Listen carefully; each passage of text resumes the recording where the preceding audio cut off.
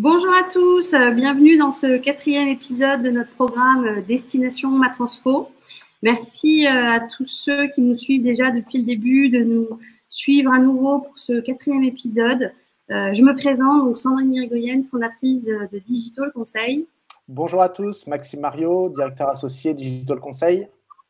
Donc pendant tout le long de ce webinaire qui va durer une petite heure, on va vous parler de 4 grandes solutions logicielles qui nous paraissent vraiment essentielles pour toutes les entreprises qui souhaitent renouer avec la croissance grâce au digital pour ces prochains mois.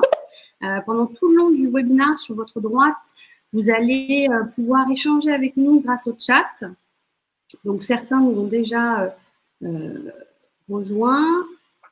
Vous êtes aujourd'hui une bonne trentaine. Et donc, nous allons commencer avec ce webinaire.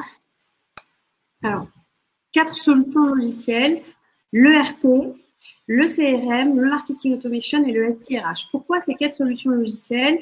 Alors, l'ERP, c'est la capacité de pouvoir vous accompagner et d'automatiser un certain nombre de tâches liées à la production de vos produits ou de vos services. Le CRM, c'est la capacité de gérer votre relation avec vos clients et d'optimiser la relation avec vos clients. Le Marketing Automation, c'est le logiciel qui va vous permettre d'automatiser un certain nombre d'actions marketing et d'optimiser donc votre prospection. Et enfin, le SIRH, parce que c'est le logiciel qui va vous aider à gérer l'ensemble de la relation que vous avez avec vos ressources humaines. Donc, au final, nous avons 4 logiciels qui vont être les 4 solutions digitales pour vous permettre d'optimiser les 4 piliers de votre entreprise. Votre production, produits et services, vos clients, vos prospects et vos collaborateurs. Donc, fonction de votre secteur d'activité, fonction du niveau de votre croissance et fonction de là où vous voulez aller vers votre marché et comment vous voulez adresser ces leviers de croissance, eh bien, un ou plusieurs de ces logiciels vont pouvoir être intéressants pour vous en fonction de votre trajectoire dans les prochains mois et les prochaines années.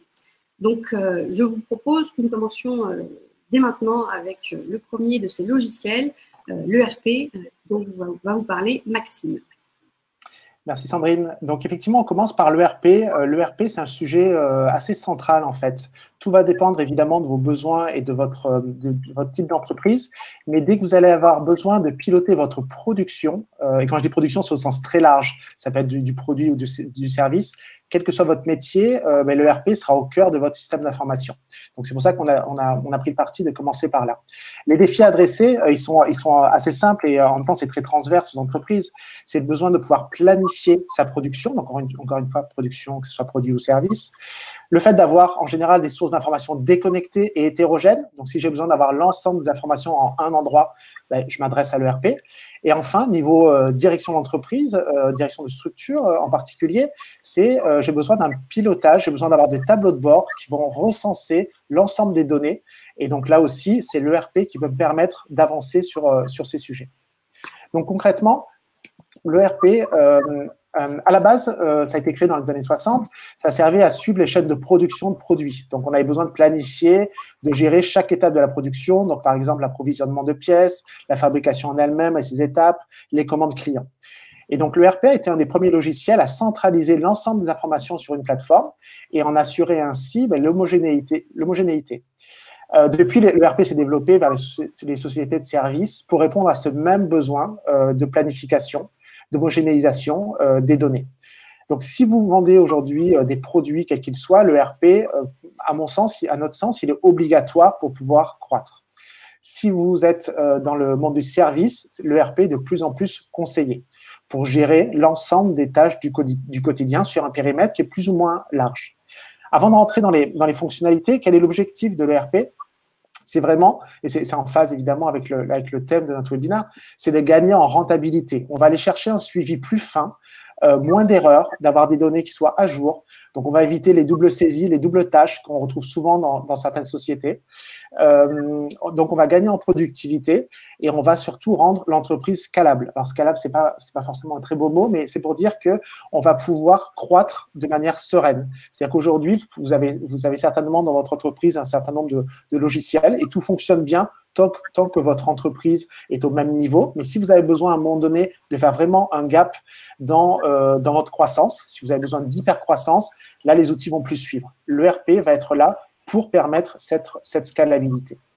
On peut voir au centre de l'écran que vous avez un camembert avec les fonctionnalités, on va dire, régaliennes de l'ERP, donc la gestion des achats, de la production, des stocks. Concrètement, si je prends l'exemple d'un client qu'on accompagne dans le domaine du négoce, qu'est-ce que ça veut dire? Les gestions des achats, c'est pouvoir planifier mes achats fournisseurs et les saisir à un endroit unique. La gestion des stocks, c'est quoi? C'est en lien avec mon centre logistique, de pouvoir savoir où on sent mes stocks en temps réel, de pouvoir savoir dans quel emplacement est chaque produit, chaque déclinaison. Et enfin, la partie vente, par exemple, c'est dès que je reçois une commande d'un client, de pouvoir la saisir dans un endroit et que automatiquement, ça vient décrémenter les stocks qui sont liés dans le même logiciel. Donc, vous voyez que c'est vraiment une vision unique de mon système d'information. Et au-delà de ces premières fonctionnalités, c'est développer des fonctionnalités, on va dire, complémentaires. Et aujourd'hui, de plus en plus de RP voient très large sur les fonctionnalités. Et vous pouvez, selon votre besoin, avoir des fonctionnalités de comptabilité, vu que vous avez toutes les données sur votre stock, votre achat, etc., vos ventes. Sur la partie ressources humaines, sur la partie CRM, vous avez des briques BI, donc Business Intelligence, c'est tout ce qui est construction de tableaux de bord décisionnels, les workflows, tout ce qui est processus métier. Et donc ça, en fonction de vos besoins, vous allez dessiner le périmètre fonctionnel qui vous semble intéressant et qui est spécifique à votre entreprise. Vous pouvez voir sur la gauche que l'on a des acteurs généralistes, des acteurs verticaux. Donc concrètement, aujourd'hui, si vous cherchez un ERP, en France, vous avez plus de 500 solutions ERP, ou en tout cas qui se disent ERP. Vous avez des acteurs généralistes qui vont être transverses. C'est des noms que vous connaissez, Microsoft, Sage, SAP, Oracle, etc. Donc, eux vont aller dans des typologies d'entreprises et quel que soit le secteur, ils vont proposer la même solution et ça va être à vous en direct ou via un intégrateur, de personnaliser la solution en fonction de votre besoin propre, spécifique. De l'autre côté, vous avez des ERP verticaux. Donc, vertical, ça veut dire quoi? Ça veut dire qu'il est adapté précisément à votre secteur d'activité ou à votre branche. Et dans ce cas-là, vous allez reconnaître directement des processus métiers qui vont correspondre aux vôtres, des indicateurs clés qui vont correspondre aux vôtres, une organisation même de l'outil et des points importants dans l'outil qui vont correspondre à votre secteur. Qu'est-ce que c'est par exemple? Ça peut être un ERP spécialisé sur le domaine viticole ou pour l'industrie ou pour le négoce, pour le service, etc., etc. Et vous avez aujourd'hui de plus en plus d'ERP verticaux qui existent. Jusqu'à il y a 5 ans, 10 ans, les ERP étaient vraiment réservés aux grandes entreprises, en fait, aux ETI, aux grandes entreprises. Aujourd'hui, ça s'est réellement démocratisé et vous avez des ERP qui sont ouverts aux PME ou même aux petites entreprises. Il faut juste sélectionner le bon ERP pour ça. Je vais passer directement sur une étude de cas qu'on a voulu partager avec vous pour vous donner un exemple concret de la mise en place d'un ERP dans une entreprise. Donc, c'est Michel et Augustin, une société que vous connaissez, qui fait des bons biscuits, que vous connaissez sans doute, qui, début 2013, c'était une PME qui avait déjà 10 ans d'existence, mais qui opérait encore 80% de sa gestion sous Excel. Donc, je fais un petit aparté sous Excel. Vous êtes sûrement tout ou partie sous Excel. C'est pas grave, je vous le dis, c'est pas grave. On rencontre aujourd'hui dans la plupart des sociétés que l'on suit, avant la mise en place de logiciels plus professionnels, c'est Excel qui fait le boulot. C'est peut-être même le premier logiciel de France, donc vous inquiétez pas si vous êtes sous Excel, c'est complètement logique. Évidemment, Excel est très pratique parce qu'on peut faire à peu près ce qu'on veut. Il y a beaucoup d'inconvénients, c'est absolument pas scalable, c'est pas sécurisé. Vous n'avez pas une homogénéisation des données, vous pouvez difficilement partager les données, etc. Et donc, Michel et Augustin, je reviens à Michel et Augustin, justement, le besoin de Michel et Augustin, c'était de pouvoir sécuriser les fondations parce qu'ils cherchaient comme objectif à doubler la taille de la société en 3 ans. Doubler la taille de la société et multiplier le chiffre d'affaires par 2,5 en 3 ans. Donc, évidemment, pour faire ça, sous Excel, ça risque d'être compliqué. Donc, ils ont pris le pas de mettre en place un ERP spécialisé. Comment est-ce qu'ils ont fait de manière très schématique? Ils ont commencé par définir leurs besoins, ce qui est évidemment ce qu'on vous conseille à chaque fois. Donc, ils ont mis 3 mois à définir le cahier des charges de leurs besoins. Donc, on verra quelques critères juste après. À sélectionner une solution. Donc, c'est une solution verticale qui était alignée avec les processus de l'entreprise. donc qui s'appelle Copilot, qui est un ERP de l'agroalimentaire. Ils ont dédié un chef de projet à plein temps au paramétrage et à l'intégration de ce logiciel en interne, c'est important de le savoir.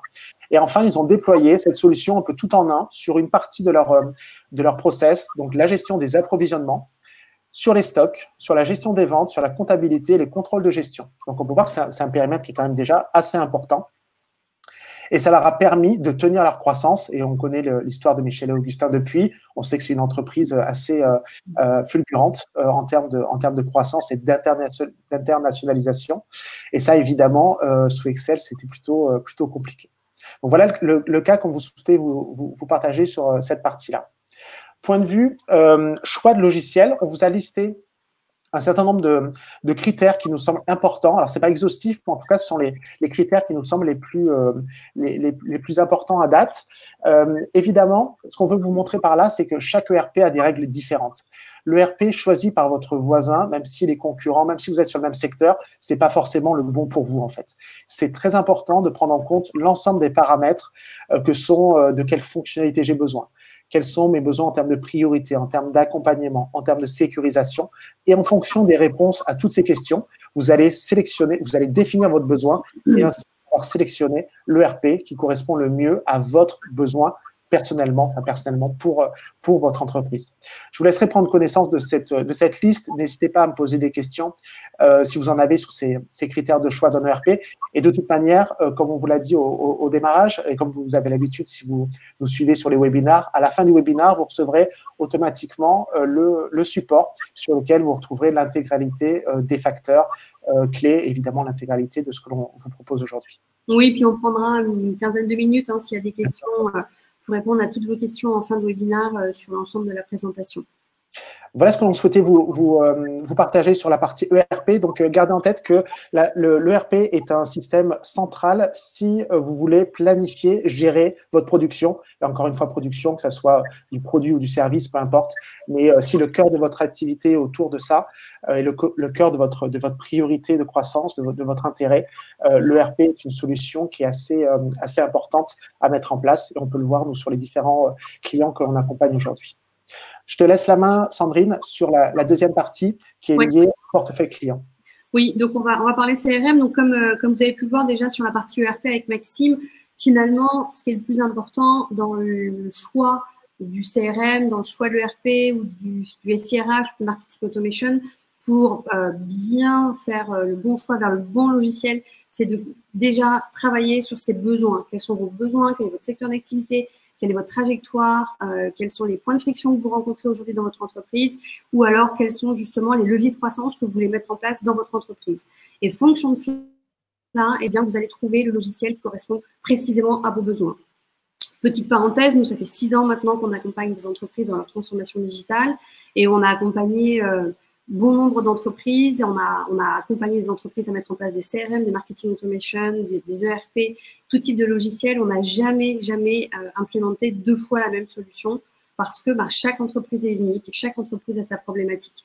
Donc aujourd'hui, on ne va pas vous conseiller de prendre cette solution ou cette solution puisqu'il y a un travail préalable nécessaire à faire pour véritablement avoir les clés de la décision in fine. Donc, nous allons maintenant parler du CRM. Donc, le CRM, c'est le Customer Relationship Management. Donc, c'est la capacité à gérer la relation avec vos clients. Ça permet en fait d'avoir une base de clients centralisée. Donc, ça évite par exemple d'avoir autant de fichiers Excel que nous avons de commerciaux, puisque quand on n'a pas de CRM, malheureusement, c'est ce qui se passe. Et quand on a beaucoup de bases Excel, eh bien, forcément, elles ne sont pas à jour, elles ne sont pas centralisées. Et lorsqu'un collaborateur quitte l'entreprise, eh bien, la base de données qu'il avait alimentée disparaît parce qu'il n'est plus là pour l'alimenter. Le CRM, ça permet également d'organiser et d'animer le suivi de sa force commerciale. Donc, quand on est en recherche de croissance, avoir une force commerciale qui soit structurée, où l'ensemble des relances soit organisé et planifié, c'est vraiment impératif. Et donc, le CRM permet de le faire. Donc, nous allons rentrer dans le détail de la partie CRM. Aujourd'hui, le leader sur le marché CRM, c'est Salesforce, pour ceux qui ne le savent pas encore. Donc, Salesforce, aujourd'hui, les chiffres qu'il annonce, c'est que lorsqu'on a un CRM, on augmente sa productivité commerciale de 36% et on augmente l'augmentation de sa satisfaction client de 37%. Ce sont des indicateurs qu'on a également observés de notre côté lorsqu'on accompagne des clients dans la mise en place d'un CRM. Donc, ce ne sont pas des indicateurs trop ambitieux ou trop commerciaux, en fait, même s'ils sont dits par Salesforce. Donc, on les confirme aujourd'hui. Et comme vous le voyez, eh bien, aujourd'hui, le marché, c'est plus de 360 solutions. Donc, l'objectif n'est pas tant de paramétrer le CRM, mais vraiment de faire le bon choix et de s'équiper du bon CRM. Donc, concrètement, que propose un CRM? Il y a plusieurs briques possibles, des briques fonctionnelles en fait, ce qu'on appelle des briques fonctionnelles dans le CRM. Historiquement, le CRM, il était organisé autour de la brique GRC, c'est-à-dire la brique du service client, l'ensemble des tâches et l'ensemble des fonctionnalités qui permettent de gérer votre relation avec vos clients, de répondre à leurs demandes, d'envoyer des courriers, de répondre au téléphone, de répondre aux réclamations, d'assurer le service après-vente. Donc, toutes ces fonctionnalités-là sont disponibles dans ce que nous appelons la brique GRC, gestion de la relation client. Et puis, au fur et à mesure du temps, eh bien, la relation avec les clients s'est développée. Elle est devenue de plus en plus numérisée, digitalisée. Donc, la deuxième brique très importante d'un CRM, c'est le Salesforce Automation. Donc, c'est l'automatisation de l'ensemble des tâches nécessaires à la bonne commercialisation de vos produits et de vos services. Donc, c'est ce que je disais en introduction, c'est être capable d'avoir une base de données prospects, une base de données clients, de gérer des comptes clients, d'historiser la relation que vous avez avec ces clients, quels sont les commerciaux qui sont en charge des clients, quelles sont les typologies de produits que ces clients consomment, quel est le niveau de maturité de ces clients par rapport au cycle de vente en place. Donc, toutes ces tâches-là, aujourd'hui, elles ont besoin d'être digitalisées, numérisées, si on veut avoir une bonne optimisation, une bonne performance commerciale et évidemment la gestion des relances. Donc ça, c'est ce qu'on appelle la brique SFA. Enfin, on a les deux dernières autres briques qui sont des briques périphériques, à savoir la brique marketing qui va vous aider dans votre automatisation pour la prospection. Donc, sur les CRM, on va dire natifs, qui vont proposer la brique SFA et la brique GRC, vous pouvez y adosser la brique marketing qui va vous permettre d'automatiser l'ensemble de votre relation marketing avec vos prospects. C'est une brique qui est tellement en mutation du fait de la digitalisation de la relation que nous avons avec nos prospects en ce moment, eh bien, il a été nécessaire même de créer des logiciels qui soient purement dédiés à cette fonctionnalité marketing, et c'est ce que nous verrons dans un second temps avec les logiciels de marketing automation. Mais si votre besoin à vous, il est vraiment d'avoir une brique SFA ou une brique GRC parce que c'est vraiment là où votre croissance va s'opérer demain, eh bien, vous pouvez aussi bénéficier dans un second temps d'une brique additionnelle pour optimiser malgré tout votre marketing. Et enfin, la brique analytique, donc toute la partie reporting qui va vous permettre de disposer d'indicateurs pour mesurer l'efficacité de votre force commerciale, pour mesurer l'augmentation de votre satisfaction client, pour être capable de déterminer quelles sont les typologies de réclamations les plus souvent observées par rapport à votre service client ou les types de pannes le plus souvent identifiés si vous avez un service client lié à du service après-vente. Donc, tout ce qui va se passer en fait dans la GRC, le SFA ou le marketing va pouvoir être monitoré soit via des indicateurs qui vont être proposés par le logiciel, soit via des indicateurs que vous allez soit vouloir suivre dans ce logiciel, et donc vous allez avoir une fiabilité dans la traçabilité de votre performance. Et véritablement, quand on investit dans la digitalisation, quand on investit dans des processus qui vont permettre d'optimiser les différentes actions, les différentes tâches, c'est vraiment très important derrière de pouvoir mesurer la performance de l'ensemble des actions qu'on a mises en œuvre pour pouvoir corriger tout ce qui n'est pas forcément optimisé et avoir une performance qui, au fil de l'eau, va être de mieux en mieux. Donc, voilà les 4 briques essentielles d'un CRM. Donc, aujourd'hui, malheureusement, beaucoup de grands groupes sont équipés d'un CRM, mais les PME sont encore à la traîne. Donc, on a 73% des PME qui n'utilisent pas de CRM. Ça, c'est une statistique de 2018. Donc, à date, on a peut-être gagné quelques points avec 70%, mais voilà, il reste encore bon nombre de PME à convaincre pour s'équiper d'un CRM. Et parmi les solutions qui sont proposées, là aussi, on a les grands acteurs, les acteurs établis, donc Salesforce numéro 1 mondial, mais il y a aussi du Microsoft, il y a de l'Oracle, il y a du HubSpot. Alors, il faut savoir que ces grands acteurs, ils ont ciblé historiquement d'abord les grands groupes avec des business models, en tout cas des politiques de prix très orientées grands groupes. Et depuis peu, maintenant, ils ciblent les PME. Donc, ils ont aussi des offres d'entrée de gamme pour les TPE et les PME. Alors, évidemment, ils n'ont pas l'ensemble des fonctionnalités disponibles pour les mêmes tarifications que les grands groupes, mais ça vous permet quand même d'avoir des fonctionnalités assez intéressantes. Ce sont des généralistes. Donc, généralement, les Oracle, les Microsoft, les Salesforce proposent l'ensemble des briques qu'on vient de voir ensemble. Vous n'êtes pas obligé de les activer toutes, par contre. Vous pouvez en activer qu'une ou activer 2 ou 3 ou 4.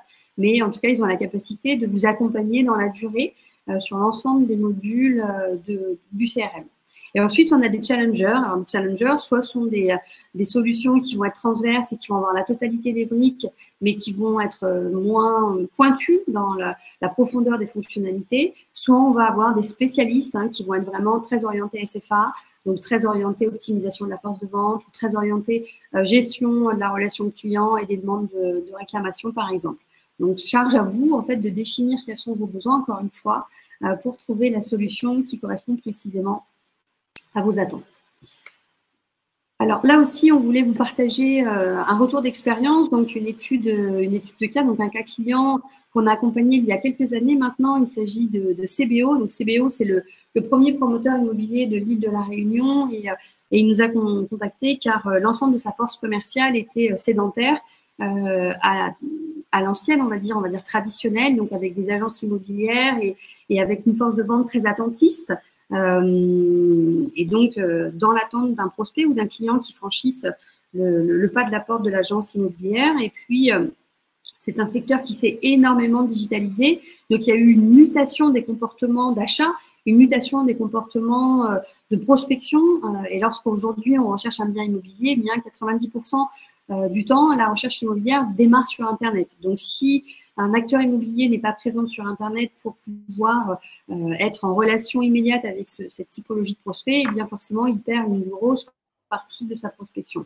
Donc, on l'a accompagné pour mettre en place une plateforme digitale complète avec évidemment un site Internet, avec un CRM, avec un outil de BI et puis d'autres outils connexes. Et donc, l'ensemble de cette plateforme était interconnecté en temps réel, ce qui permettait en fait à cet acteur de pouvoir rentrer en relation avec ses prospects grâce à son site Internet qui était connecté à son logiciel CRM, en l'occurrence Salesforce.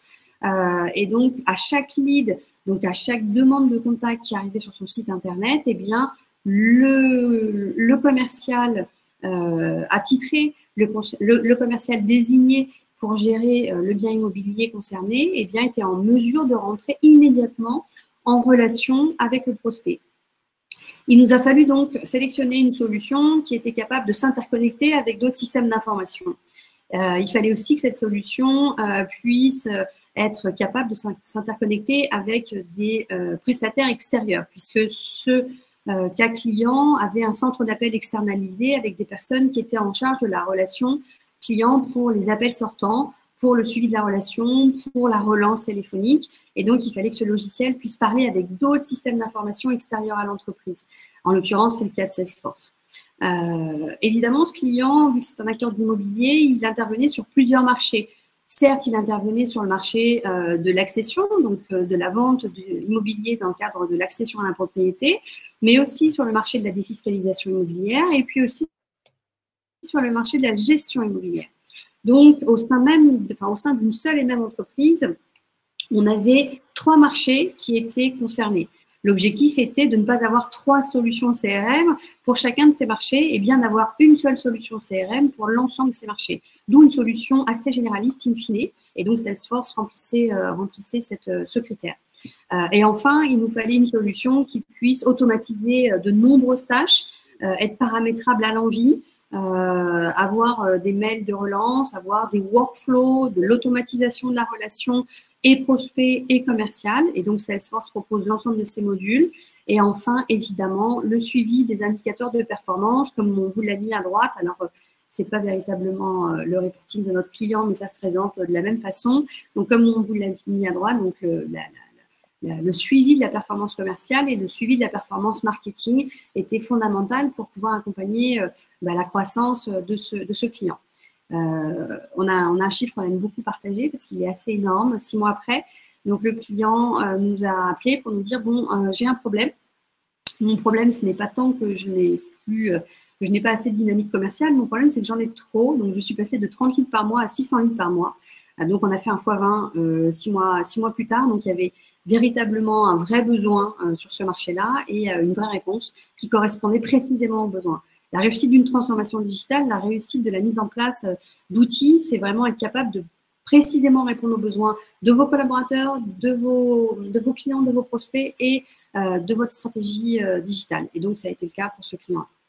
Donc, j'ai vu qu'il y avait des questions qui roulaient pendant que j'étais en train de parler du CRM. Ouais, Sandrine, une double question de Kevin qui demande combien de temps il faut pour mettre en place en fait un logiciel de type CRM. Et pour toi, selon ton retour d'expérience, quelles sont les plus grosses difficultés qu'on en rencontre? Ok. Alors, combien de temps on peut mettre? Alors, sur ce client-là, en l'occurrence, on a mis en tout et pour tout 18 mois pour tout installer. Mais il y avait 7 solutions. Hein. Il y avait un CRM, 2 sites Internet, une solution de BI, un extranet. On a mis 18 mois. Un seul CRM, si l'ensemble on va dire, de l'écosystème informatique existe déjà, qu'il y a déjà un site Internet, qu'il y a déjà en tout cas un existant, on peut effectivement le mettre en place dans un délai assez court, je dirais entre 2 et 3 mois par exemple. Ça me paraît raisonnable en travaillant à temps plein sur le sujet. Tout à l'heure, Maxime en parlait pour le cas client dont on parlait sur l'ERP. Ils ont mis 3 mois pour tout paramétrer dans un ERP. Concrètement, si vous mettez quelqu'un à temps complet chez vous pour véritablement bien préciser quels sont les processus métiers, quels sont les cycles relationnels, quels sont l'ensemble des tâches que vous souhaitez automatiser et que vous faites accompagner pour pouvoir avoir une méthodologie qui va vous garantir la réussite de votre projet. 3 mois me paraît un bon timing pour réussir. Et ensuite, quelles sont les difficultés rencontrées le plus souvent? Le plus souvent, véritablement, et c'est historique, hein, alors je ne sais pas si c'est français, mais je pense que c'est vraiment français, les difficultés le plus souvent rencontrées, c'est le fait de prendre une décision un peu top-down, du genre, voilà, on a décidé, la direction a décidé de mettre en place le CRM. Alors, le DSI a décidé de mettre en place le CRM Salesforce, et puis les utilisateurs apprennent donc ils vont avoir un nouveau logiciel qui va venir révolutionner leur métier et que ça va être génial, et donc qui vont avoir des formations et qui vont avoir une conduite de changement. Bon, eh bien, c'est juste ce qu'il ne faut pas faire. Parce que, en fait, un CRM, la réussite d'un CRM, et il y a eu bon nombre d'implémentations de CRM qui ont échoué. Les dernières statistiques dont je dispose, c'est que, je ne sais pas si ça s'est amélioré, mais 70% des CRM qui étaient implémentés échouaient. Pourquoi? Parce que, eh bien, la réussite d'un CRM dépend de l'utilisation qu'on en fait. C'est-à-dire que si les commerciaux n'utilisent pas votre CRM, si les équipes marketing n'utilisent pas votre CRM, forcément, il ne servira à rien. Donc, il faut véritablement que les utilisateurs aient envie de l'utiliser et surtout voient un bénéfice à l'utiliser. Donc, comment on procède? Eh bien, on commence à réfléchir, encore une fois, sur le besoin. Et comment on fait pour réfléchir sur le besoin? Eh bien, on va voir les utilisateurs. On les rencontre, on comprend comment ils travaillent, on essaye d'identifier quels sont les points de friction, qu'est-ce qui fonctionne et qu'est-ce qui ne fonctionne pas aujourd'hui dans leur quotidien. Et fonction de ça, eh bien, on va sélectionner ensemble le CRM qui va pouvoir correspondre précisément à leurs besoins au quotidien et qui va pouvoir prendre en charge des tâches qui n'ont pas de grosse valeur ajoutée d'un point de vue humain et qui doivent être finalement déléguées à une machine pour laisser justement beaucoup plus de place à l'humain dans sa valeur ajoutée, dans sa relation avec le client, par exemple.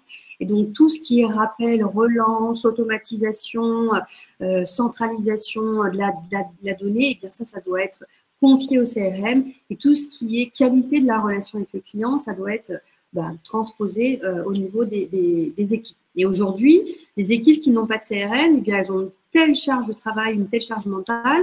Qu'est-ce qui en pâtit? Souvent, c'est la relation avec le client. Et donc, il faut repositionner la relation avec le client au centre du quotidien de vos collaborateurs et transmettre l'ensemble des tâches à automatiser au CRM. Et pour ça, il faut travailler avec eux.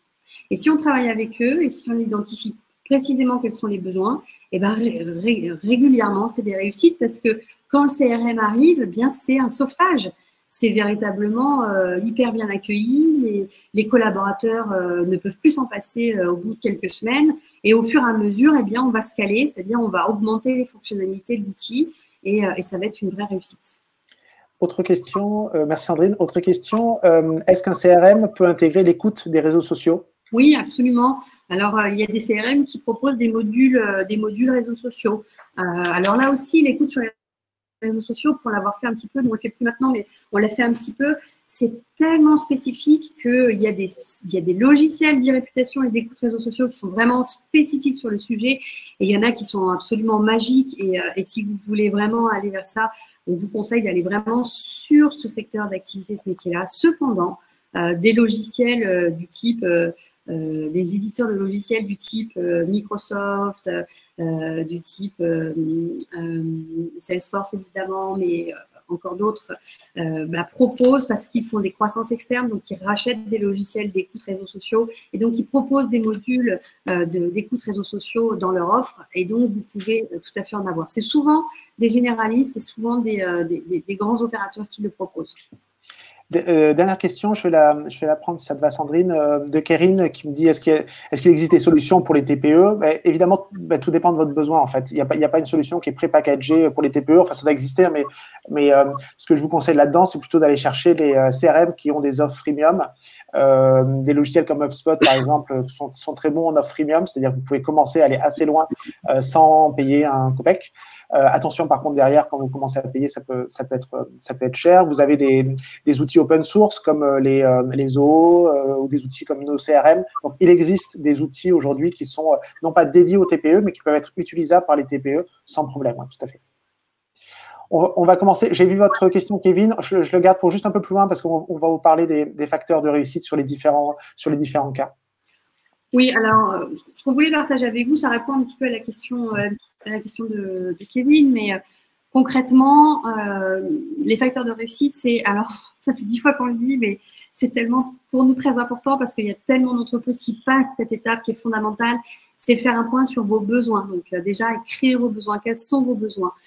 Ils sont forcément spécifiques, ils correspondent précisément à vous, à votre culture, à votre histoire, à votre trajectoire, à là où vous voulez emmener votre entreprise, à la diversification des produits que vous voulez proposer. Bref, ça correspond précisément à vous. Donc ça, il faut faire le travail d'écrire ces besoins. Soit vous le faites seul, soit vous faites accompagner pour le faire, mais il faut le faire. Une fois que vous avez écrit vos besoins, vous allez vous poser des questions. Et ces questions, c'est ce qu'on appelle, nous, les facteurs de clé. Et donc, il va falloir s'interroger sur est-ce que vous avez une équipe commerciale qui est sédentaire ou qui est itinérante. Donc, on a des CRM qui vont être pensés pour les équipes commerciales itinérantes, d'autres qui ne l'ont pas du tout intégré. Et donc, ils sont plutôt sur des CRM, on va dire, sédentaires. Et vous verrez parce qu'ils ont des fonctionnalités qui nécessitent d'être davantage sédentaires que itinérantes. Puis d'autres qui ont vraiment tout penser sur du mobile first, par exemple. Et donc, ça, c'est fondamental. Si l'ensemble de vos équipes commerciales sont itinérantes, eh bien, vous ne pouvez absolument pas choisir un CRM qui est pensé pour des équipes sédentaires. Les besoins prioritaires. Donc, est-ce que prioritairement, vous voulez avoir un outil qui va aider vos forces de vente, automatiser les tâches de commercialisation, ou prioritairement avoir un outil qui va répondre à l'ensemble des demandes de vos clients parce que vous avez un service après-vente, parce que vous avez du helpdesk, parce que vous avez un service réclamation qui, pour vous, est un facteur différenciant très important vis-à-vis de vos concurrents et que vous souhaitez absolument le professionnaliser et apporter de la structure et de l'organisation au sein de ce service, eh bien, vous allez nécessairement choisir un CRM qui vous propose donc le fameux module dont je vous ai parlé tout à l'heure, qui est plutôt le module de la gestion de la relation client. Donc, l'ensemble des besoins et puis les briques fonctionnelles prioritaires. Ensuite, les besoins d'intégration.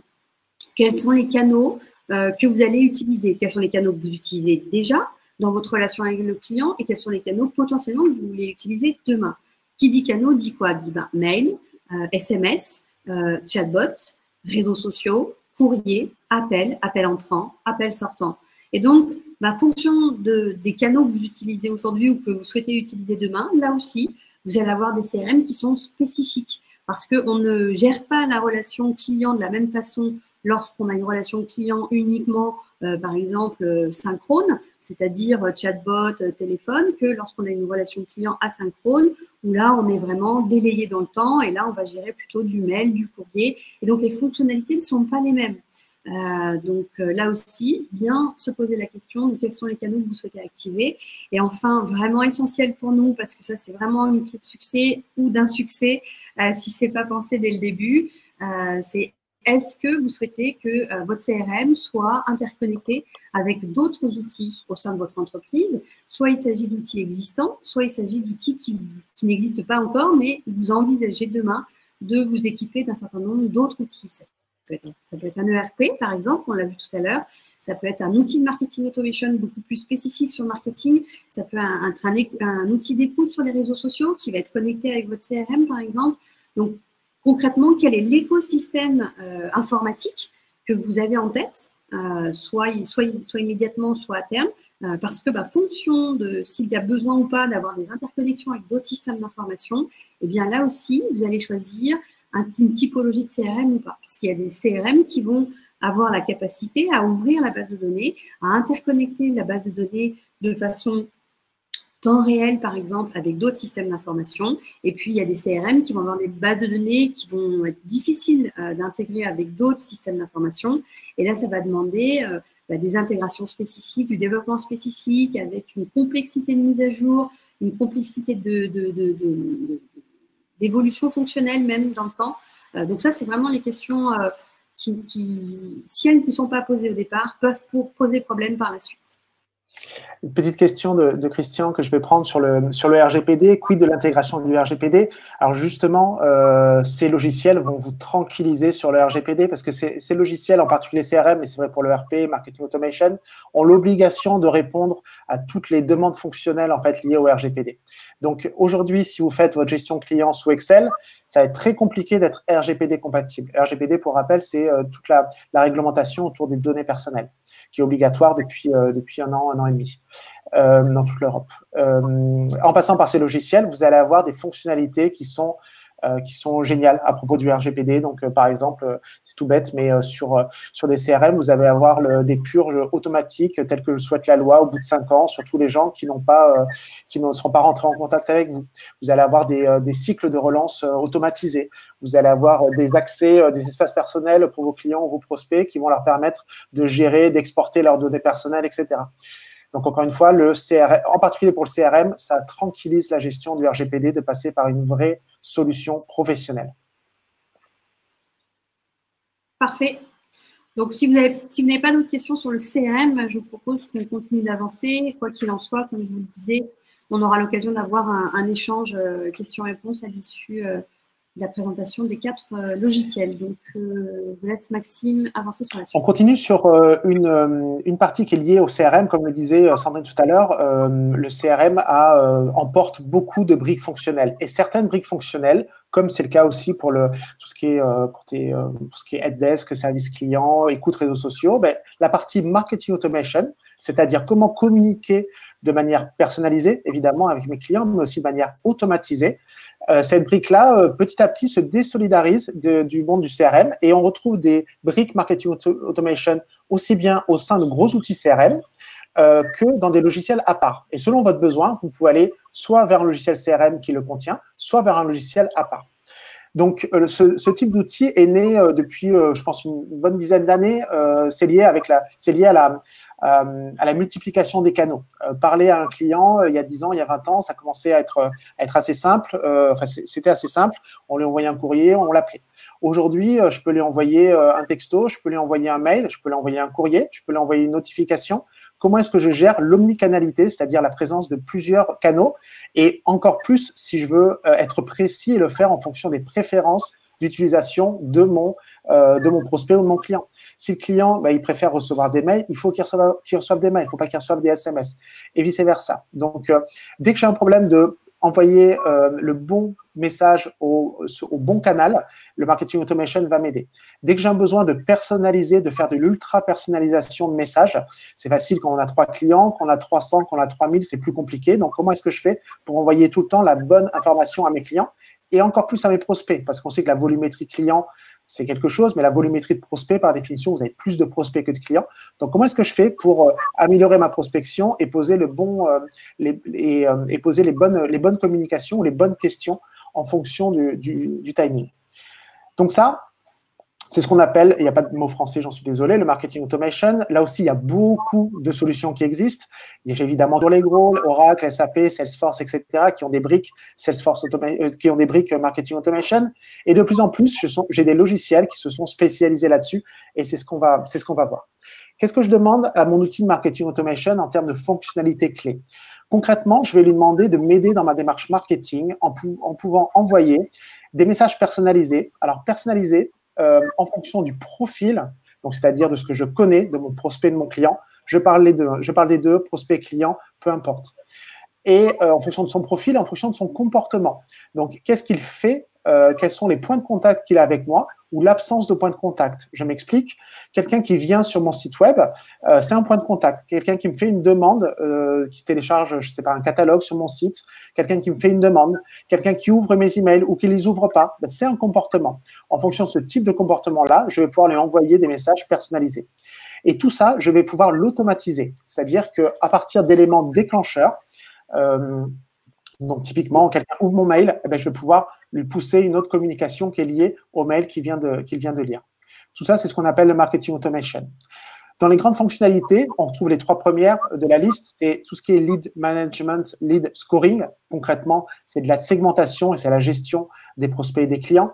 La segmentation est super importante parce qu'en fonction du niveau de maturité de mon prospect ou de mon client, je vais lui pousser des informations plus ou moins pertinentes, qui sont pertinentes, mais plus ou moins orientées en fonction de son niveau de maturité. Typiquement, quelqu'un qui vient 10 fois sur mon site web, ben, je vais peut-être lui pousser une offre commerciale et je peux le pousser de manière automatisée et complètement digitale. Et quelqu'un qui est venu une fois sur mon site web et qui a lu un article de blog, je vais peut-être plutôt lui pousser un deuxième article de blog pour petit à petit qu'il découvre le fonctionnement de ma société, de mes services. Donc ça, c'est ce qu'on appelle le lead scoring, le lead management. Et derrière, il y a la création de scénarios, de workflow marketing automatisé, qu'on appelle aussi cycle relationnel souvent. Ce sont des arbres de décision où, en fonction d'éléments déclencheurs, je vais imaginer des scénarios, des points de contact avec mes prospects, avec mes clients. Typiquement, vous l'avez aujourd'hui, vous le recevez tous, vous recevez tous ce genre de communication. Vous faites un achat sur un site de vente en ligne, vous recevez un premier mail de confirmation de commande. Bon, jusque-là, tout va bien. Et puis peut-être qu'après, une semaine après ou quelques jours après, vous allez recevoir une enquête de satisfaction. Et encore quelques jours après, surtout si vous êtes revenu sur le site, vous allez peut-être recevoir une offre promotionnelle. Tout ça, c'est un ensemble, c'est un cycle relationnel. Et évidemment, ça existe en mail, mais ça existe de manière omnicanale en fonction d'actions, d'appels vocaux, en fonction de SMS, de notifications web, en fonction de ce qui se passe sur les réseaux sociaux, en fonction de conversations que j'ai eues sur le chat, etc., etc.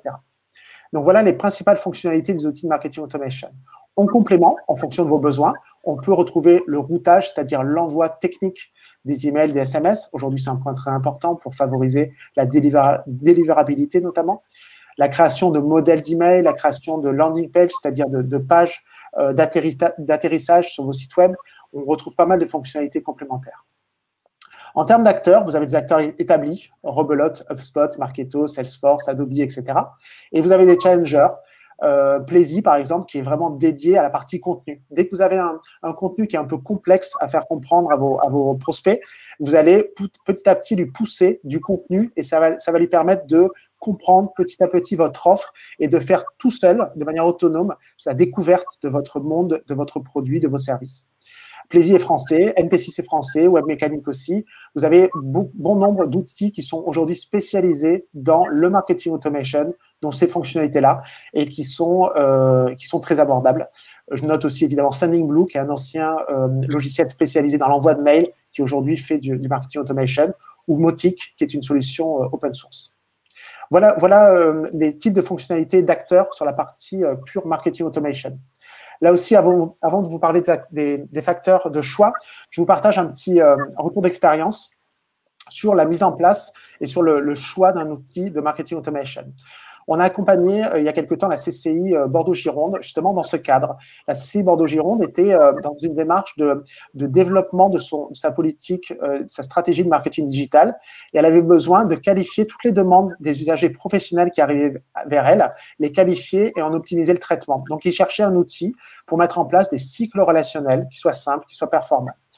Donc, qu'est-ce qu'on a fait? Point de vue mode opératoire, on a d'abord défini le besoin, évidemment. Donc, quelles étaient les spécificités du besoin, les facteurs clés discriminants. Donc là, par exemple, dans ce cas-là, c'était le besoin d'être sur des campagnes multicanales, donc avec du mail, du SMS, du courrier. L'outil devait être intégrable au sein d'un système d'information existant. L'outil devait pouvoir travailler 100% en toute autonomie, mais aussi pouvoir se baser sur des déclencheurs externes. Par exemple, quand un entrepreneur changeait de siège social, changeait son adresse, automatiquement, l'information devait retomber dans l'outil Marketing Automation et déclencher un cycle pour proposer des aides adaptées aux gens qui sont en train de déménager, aux entrepreneurs qui sont en train de déménager, etc., etc. On a eu des besoins autour de l'outil en lui-même qui puisse être utilisable par des fonctionnels, par un public fonctionnel et pas par un public technique. Donc, comment est-ce que je dessine tous mes cycles relationnels? Comment est-ce que je les code, mais sans code? Donc, ce qu'on appelle aujourd'hui les applications no-code. Et donc, on a mis en place un mode opératoire, donc avec cette définition de besoin, avec la création de scénarios relationnels cibles qui devaient donner des exemples concrets de scénarios. Alors, c'était sur le papier au démarrage, avant de pouvoir les implémenter dans les outils. On a diagnostiqué évidemment l'existant, donc en termes de base de données, de volumétrie, de processus. On a formalisé le besoin, comme je vous le disais, et puis on a réalisé une consultation. On a benchmarké à la base une vingtaine, puis on a soutenu auprès un peu plus d'une dizaine de solutions pour finalement trouver le logiciel qui était idéal dans le cadre de ce besoin pour cet acteur-là, qui s'est révélé être NP6, acteur français. Voilà un exemple d'implémentation. Donc, vous voyez la logique dans le choix de l'outil. On part évidemment pas de l'outil, on part du besoin. Et petit à petit, en déroulant ce type de mode opératoire, on trouve l'outil qui va pouvoir nous accompagner pendant des années et qui va vraiment épouser les formes de notre entreprise et de notre besoin. En termes de facteurs clés, là aussi, je vous laisserai pouvoir les lire et vous aurez encore une fois le support. Ce qui est important, c'est vraiment à chaque fois le besoin fonctionnel, les types de communication, de canaux de communication que je peux gérer. Si je ne suis pas sur les réseaux sociaux, ben, je n'ai pas besoin d'un outil qui soit adapté sur les réseaux sociaux. Donc, ça peut être discriminant. Quelle est ma volumétrie de données? Quelle est ma croissance? Aujourd'hui, si j'ai une base de, je ne sais pas, disons 50 prospects, dans 2 ans, dans 1 an, dans 2 ans, dans 3 ans, est-ce que je prévois d'être en hyper-croissance? Et dans ce cas-là, il faut vraiment le prendre en compte dès le démarrage. Voilà les exemples de facteurs clés. Si vous n'avez pas de questions sur cette partie marketing automation, n'hésitez pas, évidemment, on y répondra volontiers, sachant qu'on trouve beaucoup de points communs, évidemment, avec le CRM.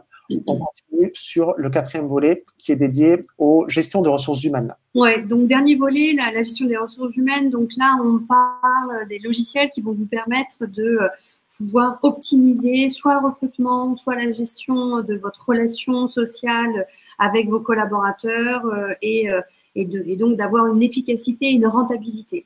Ça va pouvoir vous aider en termes de croissance sous 2 aspects. Le premier, c'est si aujourd'hui c'est très chronophage de gérer tout l'administratif avec vos collaborateurs et vos salariés, eh bien ça va vous permettre de gagner en efficacité et rentabilité. Et puis, si vous êtes sur un secteur d'activité où le marché de l'emploi est en forte tension et où vous devez régulièrement recruter pour avoir de nouveaux collaborateurs parce que beaucoup de turnover ou parce que vous avez besoin de beaucoup recruter, eh bien, c'est des logiciels qui vont vraiment vous aider à optimiser vos phases de recrutement. Le SIRH, comme vous pouvez le voir, alors là, on a un mapping qui est complètement illisible sur le webinar et on en est bien conscient, mais par contre, on vous l'a laissé parce que le SIRH est vraiment protéiforme, il prend vraiment multiples visages. Et il y en a plus de 1400 aujourd'hui qui sont proposés. Donc, ça va du logiciel qui va vous permettre à recruter, à gérer les notes de frais, mais aussi les demandes de formation. Bref, c'est vraiment très, très, très, très, très large. Les gros acteurs toujours. Donc, on retrouve à peu près les mêmes, les Microsoft, les Oracle, les SAP, un Workday, qui est vraiment un logiciel spécialisé en gestion RH depuis de longues années. Et puis, des challengers, des spécialistes. Donc, soit ils sont spécialistes sur une taille d'entreprise, donc les TPE, les PME, soit ils vont être spécialistes sur un type de fonctionnalité, donc la gestion des notes de frais, la gestion des payes. Ça fait partie aussi des typologies de fonctionnalités qu'on peut retrouver en SIRH. Alors, les trois grandes fonctionnalités qui me paraissaient intéressantes de vous présenter sont la gestion des talents et la GPEC. Donc, la GPEC, c'est la gestion prévisionnelle des emplois et des compétences. Donc, concrètement, comment vous faites évoluer vos collaborateurs au sein de vos entreprises. Donc, ça vous permet d'avoir, par exemple, les entretiens annuels, les évaluations des compétences, la gestion de la rémunération, de gérer aussi la satisfaction de vos collaborateurs via la génération de questionnaires de satisfaction et le suivi de la performance et des objectifs. La grande nouveauté dans les SIRH depuis quelques années maintenant, c'est qu'ils permettent en fait de collaborer, de co-collaborer, si on peut dire. C'est-à-dire que les SIRH, avant, étaient utilisés uniquement par le service RH qui s'en servait pour administrer un certain nombre de tâches. Aujourd'hui, les SIRH permettent d'avoir une entrée RH, donc le service RH administratif, ou en tout cas la personne qui gère les RH chez vous, et puis une entrée pour chacun des collaborateurs. Et chacun de ces collaborateurs va retrouver l'ensemble des éléments qui constituent son dossier collaborateur. Donc évidemment, l'ensemble de ses documents personnels, de ses évaluations, ses bulletins de salaire et toutes les notes que vous allez vouloir faire passer à l'ensemble de vos collaborateurs pourront être consultables dans cet espace. Ça, c'est la première partie des fonctionnalités gestion des collaborateurs, des talents. Deuxième partie, les recrutements. Donc, il y a des SIRH qui vont vraiment vous aider à recruter, donc à créer des job boards, à créer des annonces, à vous aider dans le processus de recrutement, à planifier des tâches, à planifier des entretiens, à automatiser des réponses positives, des réponses négatives, à gérer un vivier, à pouvoir avoir des moteurs de recherche pour rechercher des compétences dans votre vivier, à diffuser des annonces sur des plateformes extérieures, à réaliser des entretiens vidéo et à vous aider à intégrer des collaborateurs jusqu'à la période d'essai, par exemple. Quelles sont toutes les étapes que vous voulez qui soient mises en œuvre pendant cette période d'intégration. Et enfin, la dernière partie, donc la partie sociale. Donc là, c'est vraiment pour accentuer sur la rentabilité de vos collaborateurs. Si vous avez des tâches, on va dire, à réaliser de façon un peu répétitive, eh bien, le SIRH va être là pour vous aider à automatiser ces tâches administratives. Donc, la paye, les congés, les notes de frais, la gestion du temps de présence. Donc, on peut avoir des SIRH qui vont vous proposer de la planification pour des entreprises qui font les 2-8 ou les 3-8, ou en tout cas qui ont besoin de gérer des plannings de présence des collaborateurs. Et donc ça, on sait combien c'est un casse-tête. En tout cas, toutes les entreprises qui ont besoin de gérer des plannings de présence savent que c'est un casse-tête. Donc ça, ce sont aussi des fonctionnalités qui sont proposées par certaines SIRH. Et puis, la gestion des réservations. Si vous avez besoin d'avoir des réservations de véhicules, de salles, ou en tout cas tout bien XY que vous devez réserver sur une plateforme collaborative, eh bien, ça fait partie des fonctionnalités que vous pouvez trouver dans un SIRH. Et enfin, toute la publication des différents rapports d'activité de votre entreprise se fait aussi au travers des SIRH. Donc, voilà toutes ces tâches, toutes ces fonctionnalités qui peuvent être automatisées, digitalisées, numérisées pour libérer du temps à vos équipes, pour faire en sorte que vous n'ayez pas besoin de recruter davantage si vous augmentez le nombre de vos collaborateurs et puis que vous puissiez gagner en confort et en structure dans votre système de gestion des ressources humaines. Et là aussi, les facteurs clés du choix du logiciel, c'est quelques questions essentielles. On vous laissera les regarder sur le support tranquillement parce qu'elles rejoignent très souvent celles qu'on a déjà vues ensemble avec les autres logiciels. Et évidemment, on sera à votre disposition si vous avez des questions sur le sujet. Il est midi 23, donc je propose qu'on passe le dernier slide que vous retrouverez, qui vous présente un petit peu les différents modèles d'intégration et les différents business models disponibles pour les systèmes d'information et qu'on puisse répondre à vos questions s'il y en a. Maxime et moi, on sera ravis de pouvoir échanger avec vous sur l'ensemble des questions que vous vous posez encore sur le CRM ou l'ERP, le Marketing Automation ou le SIRH. Pendant que vous êtes en train potentiellement de nous poser des questions, si tant est qu'il y en ait, n'oubliez pas ce dernier slide lorsque vous aurez le support. Vous y retrouvez nos mails. Donc, si vous voulez communiquer avec nous, vous serez les bienvenus. On a mis à disposition nos agendas en ligne. Donc, vous pouvez également prendre rendez-vous avec Maxime ou moi-même si vous souhaitez discuter d'un besoin spécifique concernant votre entreprise. N'hésitez surtout pas.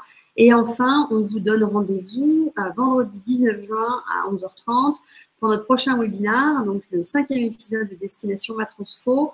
Et on vous parlera de la nécessité de décrypter les nouveaux usages numériques avant de se lancer dans une transformation digitale. Parce que Il est très important, on l'a vu dans d'autres webinaires, de diagnostiquer son entreprise et de faire vraiment un état des lieux de là où on en est de notre maturité numérique avant de se lancer dans une transformation digitale. Mais il est vraiment fondamental également de regarder comment le marché est en train d'évoluer, comment le marché a évolué, quels sont les nouveaux usages qui sont aujourd'hui communs en fait sur mon marché, les usages en termes d'utilisateurs, en termes de commercialisation, en termes de mise à disposition de l'information, et comment, eh bien, moi, mon entreprise peut y répondre, soit en respectant ces nouveaux usages, ou soit en proposant carrément de nouveaux usages. Donc, c'est vraiment très important de benchmarker son marché en national, en international pour certains marchés, avant justement de proposer une nouvelle stratégie digitale qui soit pertinente. Voilà, donc a priori, il n'y a pas de questions. Je pense que nous avons dû répondre à toutes vos attentes et j'en suis ravie. Ah, si, Philippe est en train de nous poser une question, donc on va l'attendre. On va lui laisser quelques instants pour nous poser sa question. Merci. Bon, bah, très bien.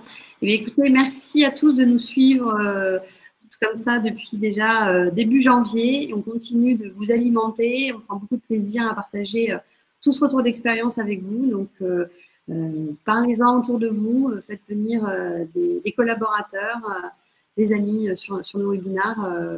On sera ravis. Et on vous souhaite une excellente fin de journée et prenez bien soin de vous. Et à très bientôt. Merci à tous. Bonne journée. Au revoir. Au revoir.